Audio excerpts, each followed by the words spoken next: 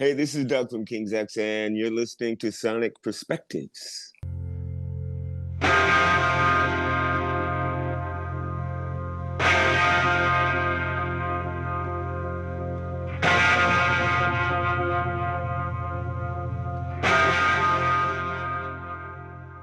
Hello, everyone, and welcome to another interview of Sonic Perspectives. I'm Rodrigo, and my guest today is none other than Doug Pinnick of King's X. Doug, thank you so much for joining us. You're welcome. Yeah, and let's talk about the new album, Three Sides of One, coming out on September 3rd. So it comes 14 years after the previous album, 15. What took you guys so long? We just didn't feel like we had anything that we just felt like we needed to wait until we were ready to put out a record, something that we could stand behind and be proud of. Fair enough. So it took us 14 years to finally get around to it. All right. And well, the three of you are very different people now compared to 15 years ago, but the essence of the band remains intact. Do you follow any kind of parameters when you're writing for King's X, or whatever comes? Never. Whatever comes. We are the most reckless band that I know. We don't overthink anything. It's like if we, we just do it, and and it's fun. Yeah. Well, tell me about the single "Let It Rain." On the lyrics, it's almost like you're begging for a flood to reset everything. Yeah, not a flood in this song. I'm just more talking about rain. Water washes things away, washes things clean. It's a symbol of newness in some ways. And so, it seems like the world is divided by fear. Yeah. And so I'm just saying to the universe, to the gods, let it rain and wash away the fear. Yeah. So they're just wishful thinking. Got it. Yeah. Well, I had a hard time figuring out the time signature for the song because you guys play with the tempo a little bit in the beginning, right? Oh yeah, it's 4/4. You don't hear the one. Yes, exactly. Ty hits the guitar on the 1, 2, 3. Ty hits it on the 3. Okay. So it'll take a while. When the drums finally kick in, you go, oh, makes sense. Exactly. Yeah. Well, and then after that song, it comes the Flood Part 1 kicks in with almost that thrashy riff kind of thing, strings. Yeah. And I do hear a little bit of Beatles in that song that comes up on so many of your songs. Yeah. Right? Yeah. It's more like Madhouse. Oh. Remember the band Madhouse? Yeah. That's kind of what I was thinking when I made that part up for the maybe the time has come. They say our house in the middle of our street. Our house. It's kind of the same. Yeah. Got it. But Madness. That's the name of the band. Was Madness. Sorry. Yeah. Yes. British band. Yeah. Yes. Yeah. And is there a Flood Part 2 eventually coming up? Yeah, there's a Flood Part 2. Flood was completely about a 10-minute song. Oh. And I kind of thought, man, this is too long. So I took like half the parts out and made it Part 1. And then the other half will be Part 2. Got it. Okay. Oh, I hope it doesn't take 15 years for us to hear it. Okay. You never know. I might just not put it out just to keep people talking about it. Okay. We'll see. We'll have to wait and see. And well, Give It Up is one of my favorites. It's so catchy. And great. Is that one of the songs that you brought to the band, or is that one of Ty's songs? Yes. Yes. I just wanted to write a song that wasn't very deep and musically, and just something you can dance to and have fun with, something simple. And it's sort of my perspective on turning 70. Well, you're gonna turn 72 in a few days, right? Yes. Yes. I mean, you must have seen, like, you crossed so many decades playing music, and you must have seen some beautiful things and some horrible stories too. Did you ever consider maybe writing a book about that journey, or? Yeah, I have a book called Life is What You Make It by Doug Pinnick. You Oh, can okay. find it anywhere. Go to Amazon, it's there. Oh, okay. How Yeah. long ago did that come out? I did probably 10 years ago. Okay, okay. Sorry, I I didn't should know, do but yeah. I should do an update. Maybe you should. Yeah. And And then there's the King's X book, King's X Chronicles. oh, okay, okay. I'll Hmm. look it up. I'll look it up. Yeah, Yes. yeah. And one of the most compelling themes of the album is All God's Children. And again, there's reference to water, fountains, flood. There seems to be a running theme of the album related to water. Only 3 songs, I Okay, think. yeah. Can you tell me I about think, yeah. the concept of that one? Ty wrote that song. Mm, And it just seems, he'll have to explain that one to you. got it. He always says it's self-explanatory. Okay, Kind of is. If you look at the video, it all makes sense. okay, okay. And I mean, the three singles, Let It Rain, Give It Up, and All God's Children, they already had their live debut. And the fact that you're playing all three in a row shows a lot of confidence in the new material, right? How are they being No, received? it shows you how stupid we are. Come on. We're so tired of doing the old songs. We said, let's just do it. Right. We'll see what they say. And it was very well received. Mhm. All 3 songs. Yeah. I saw some great versions of these 3 songs on YouTube, like the new show that you're putting together. So yeah, Yeah. they seem to be going well. Yeah. Yeah. Mhm. Yeah. Yeah. And They're fun to do live. yeah. They're fun to do live. And I love how you and Ty always alternated between vocals. I mean, it keeps things fresh for one thing, but how do you decide who's going to sing? Is it like whoever brings the song to the band always sings, or did you Exactly. guys? Okay. Yeah. Yeah. That's the way we do it now. In the early days, up till I think Dogman was the last record that I sang Ty songs. After that, Okay. we decided to everybody sing their own songs. Okay. And so that worked out that way. All right. Fair enough. So let me ask you about some of your side projects, one of them being KXM. I love the Circle of Dolls album, and I'm a huge George Lynch fan, and King's X too. Awesome. Can we expect another album anytime soon? Yeah, we're talking about it. Who knows? In the next 6 months, you should hear something, some kind of noise about it. Okay, good stuff. I look forward to it. Yeah. Thank you. Yeah. And I spoke with Eric Gales, I think it was January this year, and he seemed hopeful for another Pinnick, Gales, and Pridgeon. I'm game. I am game to do it. Why not? Yeah, I think he had the same attitude. Like, if the guys call me, I'll be game like straight away. But yeah, I think that's it. So, sooner or later, some record company or somebody's gonna come along and go, hey guys, you want to make a record? And we'll give you a little advance. Come on, make it. Other than that, somebody's got to want us to do it. They can't do it for free. They live all over the country. Of course, yeah, of course. Yeah. And speaking of Mike Barney, I guess Mike Barney was the guy that called me up and said, you want to make a record with the 2 guys? And I said, yeah. And he ran the record label.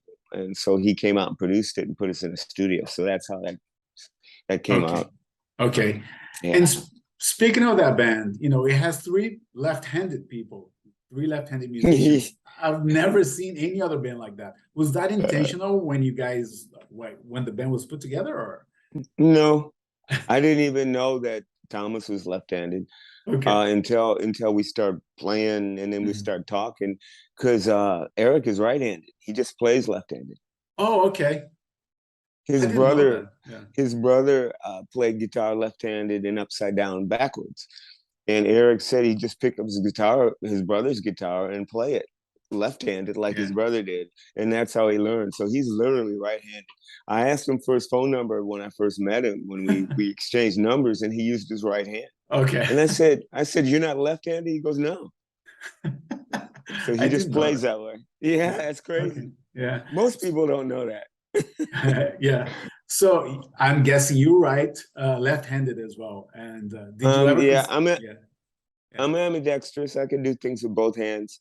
But Okay. I was always told, you know, you're left-handed, and they always put things in my left hand. But if I bowl with my right hand and I bat with my right hand. Okay. So, you know, it's a choice. Yeah.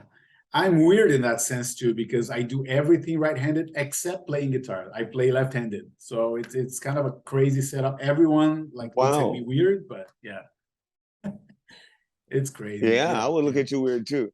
I remember when I played saxophone in grade school, and when I got my saxophone, I said to my teacher, "I need a left-handed saxophone." He goes, "There's no such thing as a left-handed." And I go, "I can't play it. I'm left-handed." He goes, "Yes, you can." And I picked it up and played it, you know, and Right. that's when I realized it doesn't matter. There's no left-handed pianos, are there? Yeah. Yeah, of course. Yeah. But do you play bass right-handed eventually or? No, I play left-handed bass. I just stayed there. Okay. It just became part of what I did at the time. And Got it. Yeah. yeah. And always hanging it low, which the first thing that caught my attention was like, this guy is hanging it so low, the bass. It Yeah. looks cool. Yeah. That's why I do it. It's the only reason I Definitely do do. it. Yeah. It's harder to play that low. Yeah. It's harder to be accurate too, but it's fun because you Mhm. can jump around, spin around, and just do whatever you want to. It's not confined to it. And you know what else? I don't have back problems either because of how low it is, and my strap is really little and Mhm. skinny. And for some reason, somehow my body balances the bass because it's that low, so I don't have back problems. Good to hear. Good to hear. Yeah. Especially at 70 something, right? You have to be mindful of that stuff. Yeah. Oh yeah. Yeah. And speaking of grinder blues, the self-titled debut was great, and L Dust kicked it up a notch. I mean, playing the blues can be a dangerous proposition because it can easily fall into a cliche, right? But you guys avoid it completely. Good. We try. Yeah, Yeah. we try to take the cliche and put a twist to it. That's what Yeah. ZZ Top did. Yeah. You know, ZZ Top were good at that, and that's pretty a big inspiration for us. Mhm. You know, is that whole ZZ Top vibe. They could make a blues song sound simple, but if you tried to play it, wow, was it complicated? Yeah. You know, and that's what we try to do. Yeah. And I think I heard you say in another interview that you never stop writing. You're involved in so many bands. I mean, how do you decide what song goes for what project?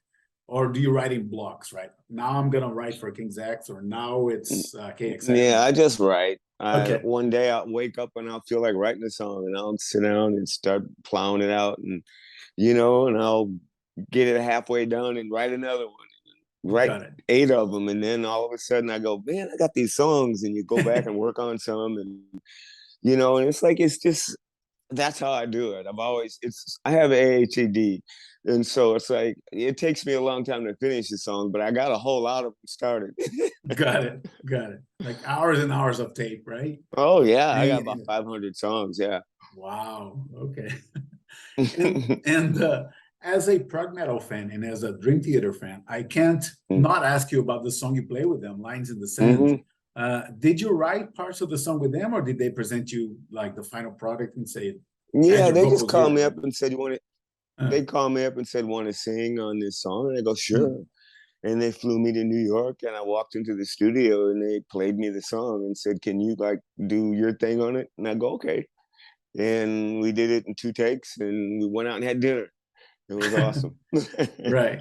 Did you ever play that song live with or without Dream Theater? Or? Yes, we toured with Dream Theater and Satriani, probably about a 6-week tour, and I sang it every night with. Oh, very cool. Very cool. Yeah. Yeah.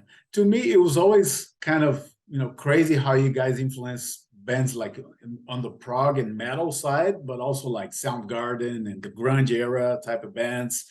It's a broad palette for sure for King's X, right? Yeah, we're just one of those bands that are way out in left field and have a little bit of something to inspire it. A lot of different genres. Somebody said to me one time, you can take one part in a King's X song and make a whole genre out of it. Yeah. And go, okay, that's good to have that kind of an inspiration. Yeah. It's like Picasso. You throw a bunch of crap together and find something good in there to take home. Yeah, yeah. And well, and the band has been together for what, 30 years now? 42 years. 42. Wow. Yeah. We're And one of the longest bands been around. yeah, Us, U2, yeah, I think Green Day. There's not that many bands that have been the original members from the yeah, first record, you know. exactly. Yeah, there's so many fights for like money and power within the band, power struggles. I mean, how did you guys pull that off? What's your secret? We didn't get famous and rich.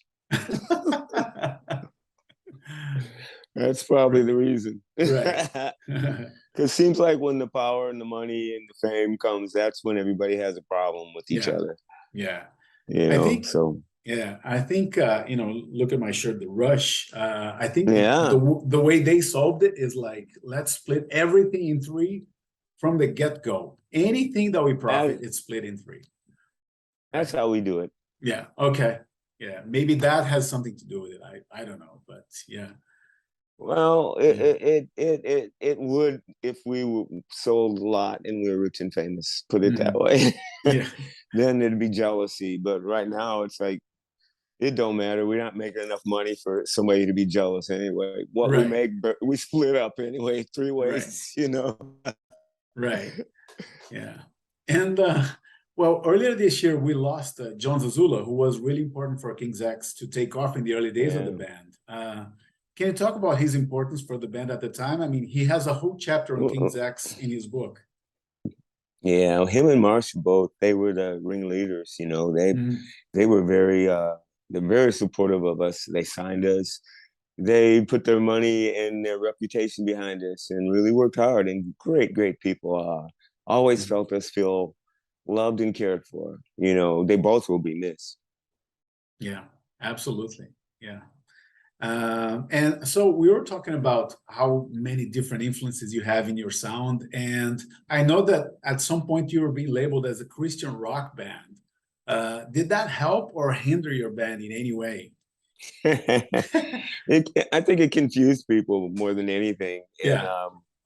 you know, and they're still confused, probably. Yeah. People just don't understand. You know, I like to write about spiritual things, and I like to write about the negativity of it also. I see life in the good and the bad of it, and I just like to sing about what I see at the time.